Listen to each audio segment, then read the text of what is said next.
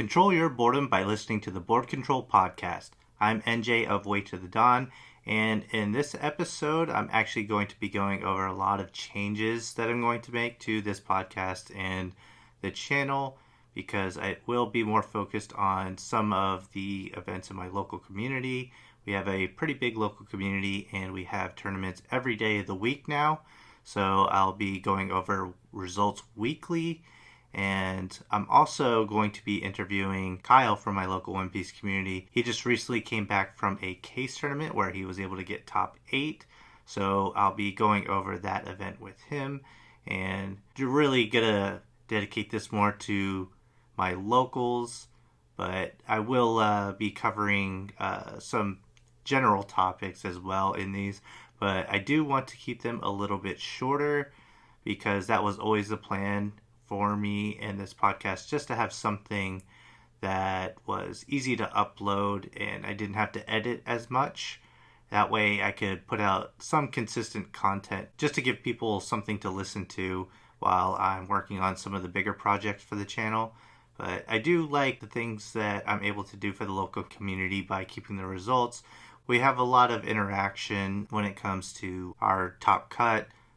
We recognize the winners and we distribute points. The way that we do it is, if you win, you get an Emperor point. If you get second, you get an Admiral point. And if you get third or fourth, or if it goes 5 rounds, whoever goes X1 in the tournament, they are awarded a Warlord point. So with this system, we're able to kind of just recognize players for performance in our local community, and it really keeps things competitive. But they are just arbitrary points and titles. They're basically just bragging rights. But it's a fun thing that we like to do. I think everyone enjoys it to an extent. Some people get a little annoyed by it, but deep down I do think it keeps us all at our best, or wanting to do our best and make each other better at locals. So yeah, it's a neat point system. But yeah, breaking down our locals this week, I want to go through all the game stores that we have our locals at. We have Cardinal, the Shelbyville location, at 1 p.m. on Sundays. We have Through the Decades at 7 p.m. on Mondays. Tuesday, we have Busby's Card and Collectibles at 7. And on Wednesday, we have Glorious Games and Goods in Shepherdsville at 5 p.m. and Miso's at 6:30. Then on Thursday, we have Through the Decades again at 7 p.m. Friday, we have Comic Book World at 7. And on Saturday, we have 2 events, Cardinal on New Cut Road at 2 p.m. and Through the Decades at 7 p.m. once again. So Through the Decades has 3 different tournaments throughout the week. They just recently picked up Monday at 7, so that gives us a locals every day of the week. One Piece is just really taking off in our community. We have a great community, a great player base, and we have a lot of good stores. I think that Hollywood Video is still working out their schedule and their pricing, so that's another potential location in Clarksville, Indiana to have on Sundays, I believe.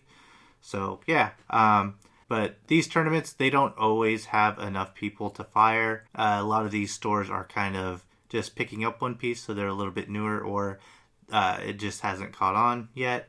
But I do have some results from Tuesday, Thursday, Friday, Saturday morning, and Saturday night. So all the results that I'm going to be going through are the results from last week. So on Tuesday, we had Grayson Schartzer win with Yellow Enel. And then we had second place, we had Yellow Enel. Third place, we had Enel. And fourth place, we actually had Red, Yellow, Bello Betty. So yeah, Enel is a really popular deck in our local area, as you will see. But it is interesting that Busby's has actually had the top 4 be all yellow for the past 3 weeks. So that's 12 yellow decks. And that's if you count Bello Betty, of course, as a yellow deck. It has yellow in it. So I personally think it's more red, but yeah, it's just interesting. People just really like playing yellow at Busby's, and I have brought it up. And yeah, but I mean, yellow's a really good deck right now. It's a really strong color in the card game. Definitely dominated our locals this past week. I don't think it'll be necessarily that dominant because the prior week we did have a split between Sakazuki and Enel in Top Cut representation. Through the Decades Thursday was the next event that fired last week, and once again Enel took that one. This time it was piloted by Kyle Ward, who I will be talking to later. And in second, we had Yellow Katakuri. Red Green Law actually managed to make Top Cut on Thursday, which is pretty gutsy with Sakazuki being in the meta, but Red Green Law is still a really good deck and really good into yellow. I actually did play Katakuri at TTD on Thursdays, and I did lose to the Red Green Law. I also lost to Katakuri Mirror as well. I noticed a lot of Katakuris this week started playing the Skypiea package. It was something that I thought about as well.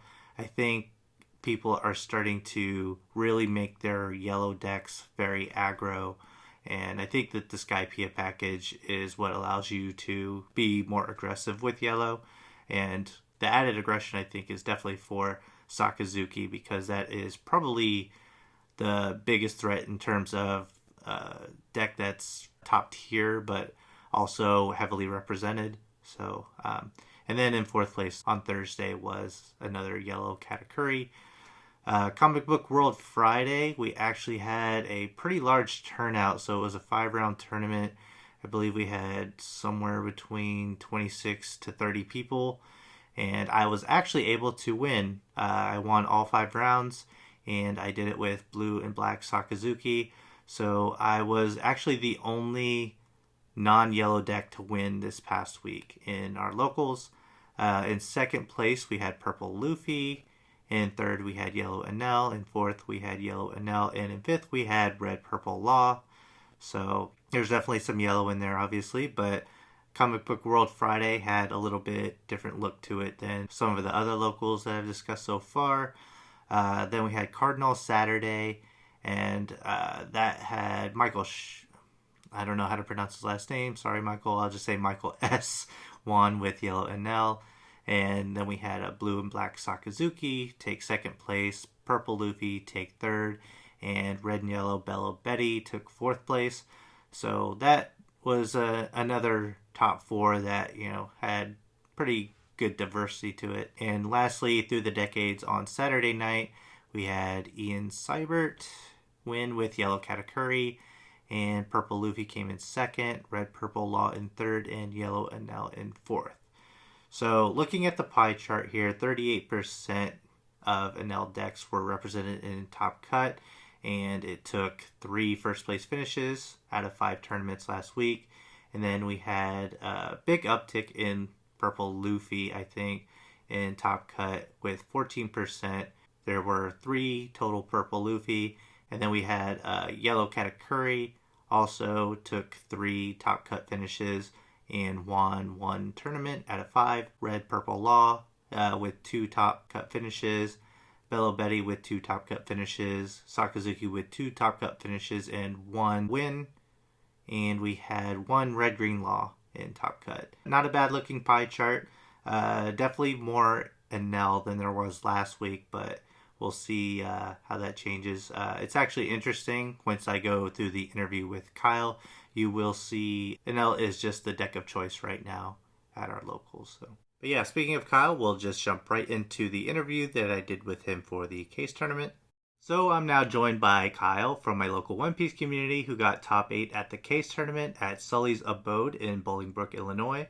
Kyle, how was your tournament experience overall, and what deck did you decide to play? Yeah, thanks for having me. It was a fun experience. Basically, yeah, we had a tournament of over 150 people. We had to have 7 rounds of Swiss, and then top 16 best of 3. I decided to go up there and play with Nell, and got in top 16, which I'm super excited about. Yeah, and you were joined by Bobby, Alan, Yeah, and Grayson, right? And you guys all decided to play Enel, so why did you guys decide to play the same deck? well, I've been playing Enel for probably this set 5 now, probably for 3 weeks, and I really loved Enel going to. It wasn't jumping with me at first, but it finally clicked with me. Alan, he saw mine and Grayson's list, and he really liked it. I took after playing with Grayson for a little bit, he'd been playing Nell as well too. Mhm. I saw his list, and he played it differently than I was, and I really liked that he was playing four of the seven drop Russian elves, which Hmm. is really aggressive, and I actually like that lots. And so I decided to take that on, and it actually proved to be really, really, really strong, which I just really liked. And I think that's what Alan saw too. Bobby, he has his own list for Enel, Okay. but I think he's just really kind of joined the Enel hype. Yeah. Okay. So it was like sort of a coordinated thing, but not Mhm. entirely.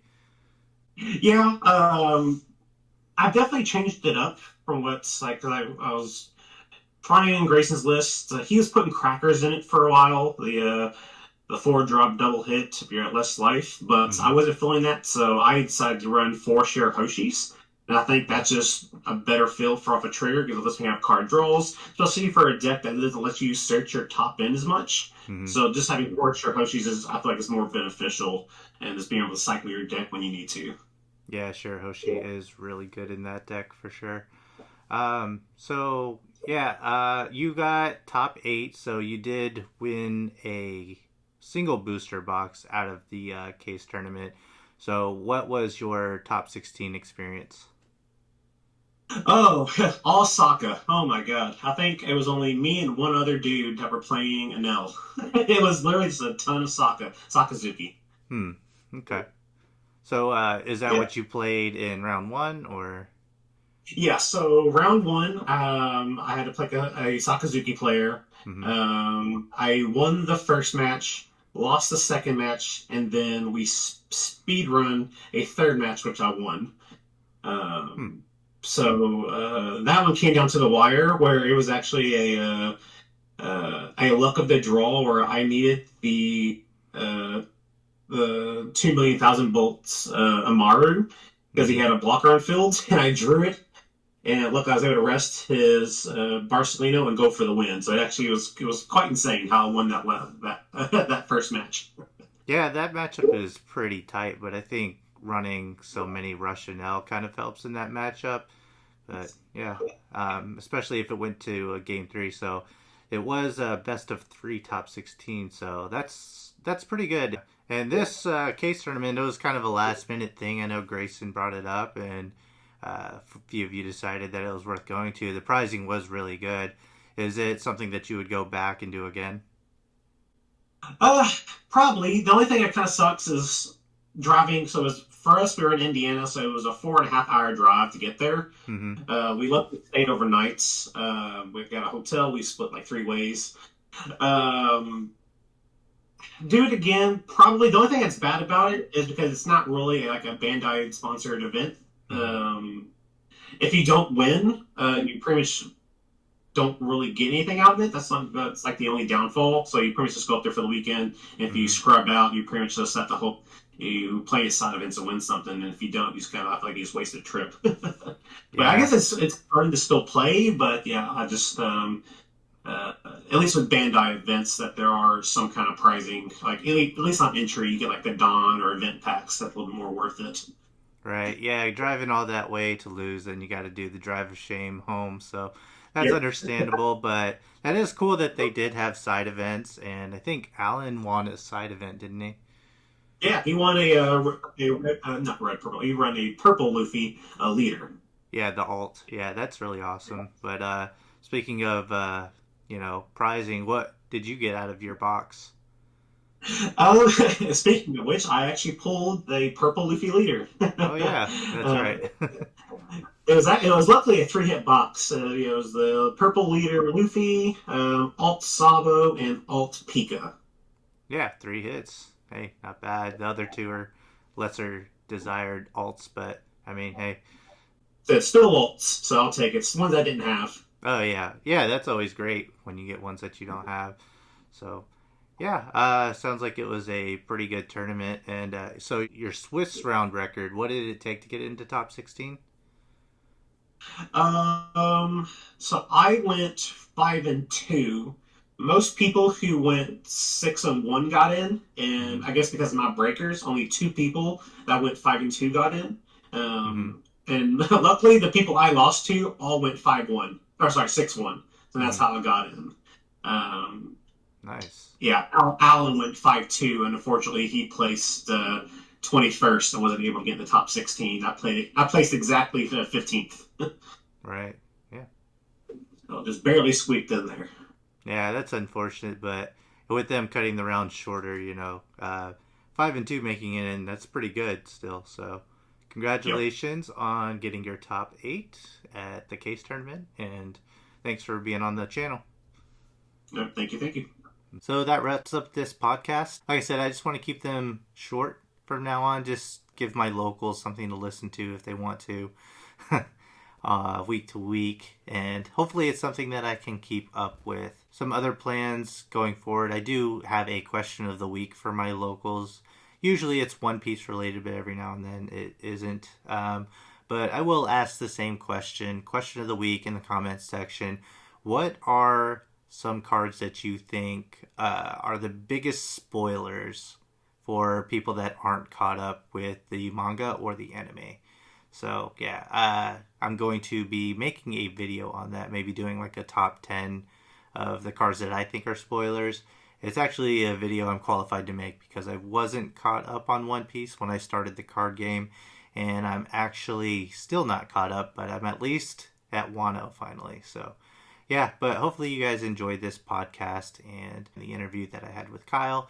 And consider subscribing for more One Piece card game content, and I'll catch you on the next video.